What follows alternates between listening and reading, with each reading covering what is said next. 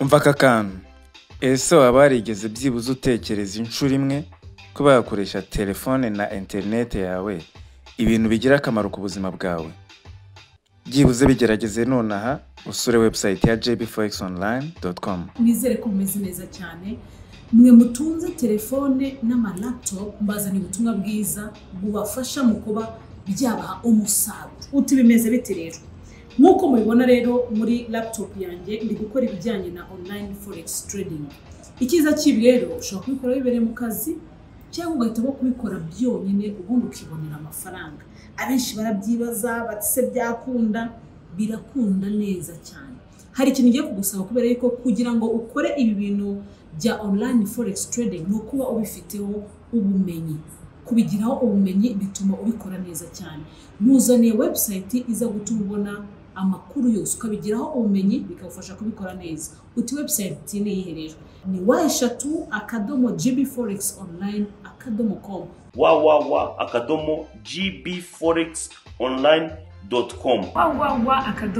gbforexonline.com. www.gbforexonline.com. gbforex online gbforexonline.com. Hello, muraho neza. This is JB Forex Online. Nkuko bisanzwe tugenda tubategura ibintu bitandukanye bifite aho bihuriye na Global Financial Market mu gace twise TTUNO. So uyu munsi tugiye kuvuga ku cyo bita chart gap cyangwa se forex market gap.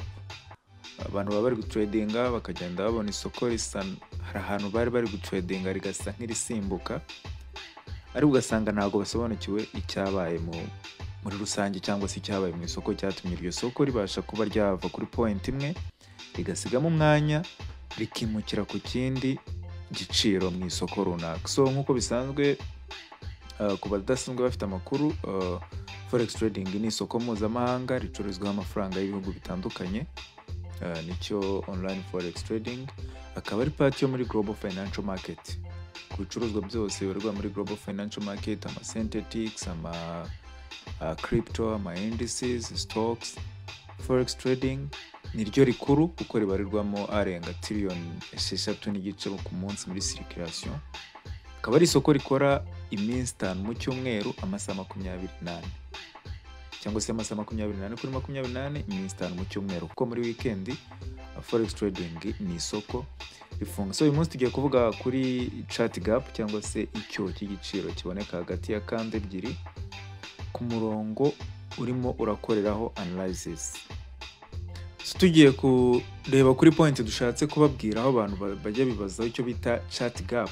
Ni uburyo isoko rifunga wenda ari nko kuwa gatanu, igiciro kiri kuri point runaka, n'uwazajya kuwa mbere gutradinga cyangwa isoko ryarafunguye ku cyumweru nijoro ugasanga ryaratarutse ritaruka pips runaka, kandi hagati aho ngaho ugasanga nta bucuruzi bwabayeho, habayeho umwanya. Icyo ngicyo nicyo bita market cyangwa se market gap cyangwa se chart gap. Impamvu iyo chart gap ibaho muri forex, nubwo isoko rikora amasaha 28 mu gihe cy'iminsi 5 rigafunga mu mpera z'icyumweru guhera kuwa gatanu ijoro, mu gihe rifunze hashobora kubaho amakuru akomeye y'ubukungu, impinduka muri politike se, bijyanye n'ubucuruzi se, imibanire y'ibihugu se. None isoko ryafungura kuri cyumweru, iryo hinduka cyangwa iyo change yabayeho rishobora gutuma igiciro gifunguka kigafungukira kure yaho cyari cyarafungiye ku pips runaka. Ibyo iki kintu mucyumveho neza. Kuvuga ngo akenshi na kenshi bibaho muri icyo gihe cya weekend mu bijyanye na forex market. Rero ko tudatinze kuri iyo point, ukuvuga ngo niba habayeho wenda nk'abantu bari gutradinga bakaba ari bakeya wenda nko kuwa gatanu, noneho agasohokaho amabwiriza runaka muri weekend, kuko news zo zihoraho ku bantu bazi ibijyanye na forex trading, noneho rikazafunguka ku cyumweru bigaragara ko habayeho big move kandi nta bantu bigeze batradinga. Ndavuga ubwo ku cyumweru saa 6 z'ijoro isoko rifunguye. Ibyo ni bimwe mu bintu bishobora gutuma habaho market gap, nk'amabwiriza y'isoko runaka cyangwa se imyanzuro yafashwe bigasohoka mbere y'uko isoko rifungura ku cyumweru. Ibyo byose bishobora gutuma habaho market gap. Ariko ni ukuvuga ngo muri rusange market gap ni kumwe umuntu ajya gutrading agasanga aho yari yarasize setup yiwe kuwa gatanu agasanga market yarashiftinze. So ni ukuvuga ngo rero ibi ngibi hari ababibyaza umusaruro. Ngamije kubibasobanuriraho wenda kugira ngo mu byumve neza batari babizi cyaba hari n'ubibwiraga wenda ngo trading view yiwe cyangwa se platform akoresha akorana analysis ari ikibazo yagize, ariko nta kibazo na kimwe kiba cyabaye. So hari abakoresha icyo bita gap fill strategy. Ni strategy ishobora gukoreshwa utrading ahantu habayeho icyo bita chart gap cyangwa se market gap. Kuvuga ngo uburyo bikoreshwa iyo habayeho gap yo kuzamuka, bamwe bashobora kugurisha sell bategereje ko igiciro kizasubira hasi. Ni ukuvuga ngo iyo strategy uburyo ikora, niba habayeho bullish gap cyangwa se isoko rikaba ryazamukaga, abantu bashobora gutegereza point igarukiyeho bakamenya neza ko igiye guseringa kugeza ifirinze ya gap imanuka. Niba habayeho gap isoko rimanuka, ugategereza point risubiriraho inyuma, ushobora kuzamukana naryo kugeza ahantu riraza gufilinga ya gap hahandi ryasimbutse. Sibyo? Icyo kintu mucyumve neza. Ni ukuvuga ngo habaho icyo bita gap fill strategy, abantu bashobora kuyitrading.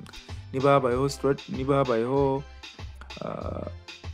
chart gap, ukamenya ko byibuze uko byagenda kose iyo gap bigomba kuba filled cyangwa se bigomba kuzwa niba isoko ryazamukaga cyangwa ryamanukaga. Icyo kintu mubashe kucyumva neza. Ni ukuvuga ngo rero wenda muri points za nyuma cyangwa se mu cyo nabasobanuraho kuri gap fill, kuvuga ngo nubwo mbabwiye ko habaho gap fill strategy ku bantu ba trading ibintu byose babyaza amahirwe, ariko ubundi chart gap ni ibintu by'ingenzi byo gukurikiranwa mu bucuruzi bwa forex, nubwo zitaba buri gihe, ariko iyo zibaye zishobora gutanga umusaruro cyangwa se zigatanga amakuru menshi ku byerekezo by'isoko cyangwa amahirwe yo gucuruza, ariko rikagira n'iki, rigatanga n'imbuzi ku muntu ushobora kuvuga utoke ubwo habayeho market gap, kuvuga mu isoko hashobora kuba habayeho change runaka. Rero ni trading bishobora kubinshyira muri risk runaka mu gihe ntaba nasobanukiwe neza icyerekezo isoko ririmo, cyangwa se nasobanukiwe neza ngo iyo market gap habaye. Bivuze ikivuze ngo bishobora kuba inzira nziza yo kugubyarira inyungu, cyangwa se utabisobanukiwe bikakubyarira inzira nziza ishobora kugutera igihombo mu gihe utabitekerejeho neza. Sibyo? So ni ukuvuga rero mu bujyanama bwanjye nyuma yo gusobanukirwa forex market gap cyangwa se chart gap muri forex trading, ni ukuvuga ngo nta nubwo ari umwihariko muri forex trading gusa, ni ukuvuga ngo mu bindi byose muri products ziba muri global financial market tujya gutradinga tubanje kuba twasoma analysis, gap fill ishobora kubaho itewe na za mpamvu zo kuba igiciro gishobora gushiftinga kuri point runaka cyari kiriho, market igafunguka cyageze ku yindi level. So rero uretse iyi gap, iyi chart gap iba mu isoko ikeneye igirana strategy yitwa chart gap fill strategy. Ni ukuvuga ngo uretse ibi ngibi wenda tuba tubabwiyeho, ni point tuba turi kugenda twibaza cyangwa se dutekereza, abantu bagenda bibaza ibintu bitandukanye. Muramutse ukize n'ikindi kintu ushobora kuba ukeneye gusobanukirwa udafite amakuru ahagije cyangwa se wibazaho, ushobora kutubwira muri comment cyangwa ukatwandikira kuri social media platform zacu tukaba twagikora. Gusa mbibutse ko muri description harimo link ya HFM, akaba ariwe mu broker mwiza ubu ngubu turi gukoresha gukora bijyanye mu gukora deposit na withdraw, ugira uburyo bwa mobile money buri instantly, buri automatic, ndetse ushobora gutradingaho ama crypto bitagusabye kuba wajya gufungura kuri za Binance cyangwa ku bindi bigo bikora ivunja n'ivunjisha mu ma crypto. HFM irabikora, ifite account yitwa SFD account ushobora gukoresha ukaba tradinga ama crypto kandi mu buryo bwiza. Mbere yo gusoza sinabura kubanza kukurangira social media zacu kugira ngo ube wadukurikirana ujye umenya amakuru agiye arambuye cyangwa se ajyanye n'ibyo tugenda tuvugaho, by'umwihariko ku bijyanye na global financial market. Social media zacu zose dukoresha JB Forex Online. Kumenya amakuru arambuye byisumbuyeho ushobora gusura website yacu ariyo jbforexonline.com ukamenya byinshi birenzeho. Nka ibyo bidahagije cyangwa se by'akarusho, Dufite group ya Telegram, buri gihe tuzaba tuyipininga muri description kugira ngo abantu bashaka gusobanuza cyangwa se kuganira ibyisumbuyeho duhuriye muri group ya Telegram, aho tuganira byimbaza nkusubize, wandika usubizwa, ikibazo udafite usobanuza. Mbibutsa kandi ko muri JB Forex Online ubu ngubu twabazaniye igisubizo ku bantu bagiraga ikibazo cyo kwiga bitewe n'amasaha cyangwa se bitewe n'aho baherereye. Dufite GMT itandukanye cyangwa se bitewe n'igihe bavira mu kazi. Ubu muri JB Forex Online dushobora kugukurikirana igihe cyose weho wabonera umwanya wo kwiga. Ubu niwe utubwira igihe cyo kwiga, yaba mu gitondo, yaba nimugoroba saa 10 uvuye mu kazi, saa 11, saa 12, saa 2 z'ijoro, yewe na saa 5 z'ijoro, saa 7 z'ijoro.